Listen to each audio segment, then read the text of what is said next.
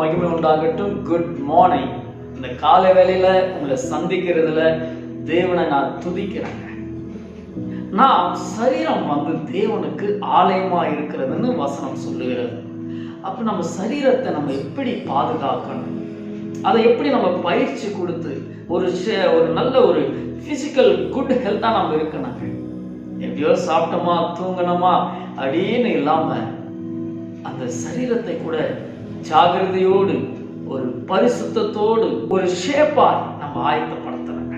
Exercise பண்ணோம், running போனோம், நல்ல ஒரு கண்ட்ரோலா நம்முடைய சரீரத்தை வைக்கணும். தேவன் தங்கும் இடமா நம்ம சரீரம் இருக்கும்போது இந்த சரீரத்துக்கு தேவையானவைகளை மாத்திரம் செய்யணும். ஒரு வண்டி வாங்குறோம், ஒரு 2 வீலர், ஒரு செகண்ட் ஹேண்ட்ல. அந்த செகண்ட் ஹேண்ட்ல வாங்கின வண்டி கூட நம்ம பெட்ரோல் தான் போடுவோம், கிரோசின் போட மாட்டோம். ஏன்னா இன்ஜின் சீஸ் ஆயிடும். அந்த 25,000 30,000 இருக்கிற அந்த வண்டிக்கே அந்த பாதுகாப்பு நாம் இருக்கும்போது நம்முடைய சரீரம், நம்முடைய இருதயம் எவ்வளவு ஒரு மதிப்புங்க. நம்முடைய சரீரங்கள் ஒவ்வொரு அவயங்களும் எவ்வளவு ஒரு காஸ்ட் நீங்க போட்டு பாருங்க. கண், காது, பல்லு, இருதயம், கிட்னி, லிவர், இது போல ஒவ்வொரு காரியமும் எவ்வளவு ரேட் இருக்கும். இவ்வளவு நல்ல ஒரு காஸ்ட்லியான ஒரு சரீரத்துல நம்ம எது நம்ம எடுக்கிறோம் உணவாய். பெட்ரோல் பதில் கிரோசின் போட்டா என்ன ஆகும்? தண்ணி, ஜூஸ், பால், டீ குடிக்க வேண்டிய நாம் மதுபானத்தை, போதைப் பொருளை எடுக்கும் போது இந்த சரீரம் என்ன ஆகும்? அது விலை மதிப்பு நம்ம தெரியாததான செய்கிறோம். வசனம் எப்படியா சொல்லுகிறது? தேவன் விரும்புகிறது இடம் எங்கே? உலகத்தில் நாம் சரீரம் தாங்க அவர் விரும்புகிறார். இருதயம் அவர் தங்கும் இடமாய். நீங்களே என் தேவ ஆலயம் சொல்லுகிறார். இந்த அற்பமான சரீரமாய் இருக்கிற நாம் தேவன் மறுரூபமாக்க விரும்புகிறார். பிலிப்பு 3ஆம் அதிகாரம் 21ஆம் வசனம். அவர் எல்லாவற்றையும் தமக்கு கீழ்ப்படுத்திக் கொள்ளத்தக்கதாக தம்முடைய வல்லமையான செயலின்படியே நம்முடைய அற்பமான சரீரத்தை தம்முடைய மகிமையான சரீரத்திற்கு ஒப்பாக மறுரூபப்படுத்துவார். தம்முடைய மகிமையான சரீரத்துக்கு ஒப்பாக மறுரூபப்படுத்துவார். அன்பான தேவச்சனங்களே, நம்ம சரீரம் சிலரை பார்க்கும்போது இவங்க பாஸ்டரா, இவங்க ஊழியக்காரா, இவங்க பிரதரா, இவங்க ஸ்போர்ட்ஸ் மேனா, இவங்க இந்த ஒர்க் பண்றாங்களா, ஒவ்வொரு காரியம் நம்ம பார்த்த உடனே சொல்லுவோம். இவங்க போலீஸா, எப்படி சொல்லுவோம்?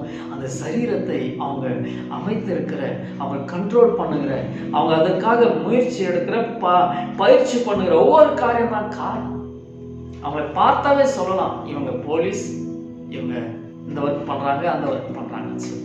காரணம், நம்ம சரீரம் தேவனுக்கு ஆலயமா இருக்கும்போது பரிசுத்தமான ஒரு குவாலிஃபிகேஷன் நம்ம வைக்கணுங்க. நம்ம நல்லா வாட்டம், ஹைட்டு, வெயிட்டு, நல்ல ஃபிட்னஸா இருந்து தவறு செய்ய இல்லை, தேவனுடைய தங்குகிற இடமாய் நம்ம ஆயத்தப்படும். ரோமர் 12ஆம் அதிகாரம் 1ஆம் வசனம். அப்படி இருக்க சகோதரரே, நீங்கள் உங்கள் சரீரங்களை பரிசுத்தமும் தேவனுக்கு பிரியமான ஜீவ பலியாக ஒப்பு கொடுக்க வேண்டும் என்று தேவனுடைய இரக்கங்களை முன்னிட்டு உங்களை வேண்டிக் கொள்ளுகிறேன். இதுவே நீங்கள் செய்யத்தக்கதாக புத்தியுள்ள ஆராதனை. 8ஆம் வசனம்.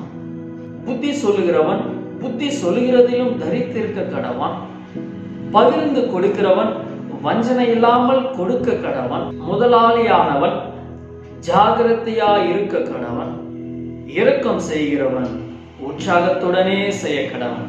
ரோமர் 6:13. நீங்கள் உங்கள் அவயங்களை அநீதியின் ஆயுதங்களாக பாவத்திற்கு ஒப்புக்கொடாமல் உங்களை மரித்தோரிலிருந்து பிழைத்திருக்கிறவர்களாக தேவனுக்கு ஒப்பு கொடுத்து உங்கள் அவயங்களை நீதிக்குரிய ஆயுதங்களாக தேவனுக்கு ஒப்பு கொடுங்கள். நீதிக்குரிய ஆயுதங்களாக தேவனுக்கு ஒப்பு கொடுக்கணும். அநீதிக்காக ஓடக்கூடாது, பாவத்துக்காக ஓடக்கூடாது. தேவனுக்காக நம்ம ஒப்பு கொடுக்கப்படணும். 2 கொரிந்தியர் 6ஆம் அதிகாரம் 16ஆம் வசனம். தேவனுடைய ஆலயத்துக்கும் விக்கிரங்களுக்கும் சம்பந்தம் ஏது? நான் அவர்களுக்குள்ளே வாசம் பண்ணி அவர்களுக்குள்ளே உலாவி அவர்கள் தேவனாயிருப்பேன், அவர்கள் என் ஜனமாயிருப்பார்கள் என்று தேவன் சொன்னபடி நீங்கள் ஜீவனுள்ள தேவனுடைய ஆலயமா இருக்கிறீர்களே. தேவனுடைய ஆலயத்துக்கும் விக்கிரங்களுக்கும் சம்பந்தம் ஏது? சம்பந்தம் இல்லை. தேவன் நமக்குள்ள வாசம் பண்ணுகிறாரா, உலாவுகிறார். அவர் தங்கும் இடமாய் நம் சரீரத்தை விரும்புகிறார். நாம் தேவனுக்கு ஜனமாயிருப்போம். நாம் தேவனுக்கு ஜனமாயிருப்போம். எத்தனை ஒரு பாக்கியம்! நம்ம எந்த ஜனமா இருக்கிறோம்? எதை தேடிக்கொண்டு ஓடுகிறோம்? நீ யாருடைய ஜனம்? தேவனுடைய ஜனமா?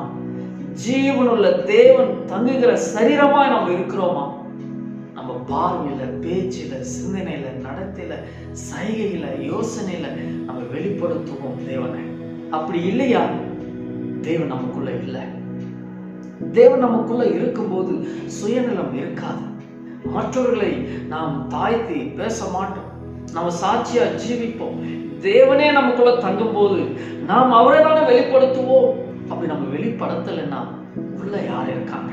நம்ம ஒரு விஷயம் ஆராய்ந்து அறிந்து பார்ப்போம். ஆண்டவரே, நீங்க தங்கும் இடமா, பரிசுத்த ஜீவனுள்ள தேவன் தங்கும் இடமா என்னை நான் ஒப்பு கொடுக்கிறேன், என்னை மாற்றும், நீர் இப்பொழுதே எனக்குள்ள வாரும் சொல்லி உண்மையாய் ஜெபிக்கும் போது அவர் தாமதம் இல்லாமல் வருவார். அன்பின் பிதாவே, உமக்கு நன்றி செலுத்துகிறேன். இந்த அருமையான காலை நேரத்தில் என்னோடு இணைந்து ஜெபிக்கிற உடைய பிள்ளைகள் தேவனுடைய ஆலயமாய் மாற்றப்படுவார்களாக. ஜீவனுள்ள தேவன் தங்கும் இடமாய் மாற்றும், பரிசுத்தமாக்கும், தகுதிப்படுத்தும். நீர் எங்களுக்குள்ள வந்தால் போதும், நீங்க இருந்தால் போதும். எங்களை நான் தொடர்ந்து நடத்தும். இயேசுவின் நாமத்தினால் பிதாவே, ஆமென்.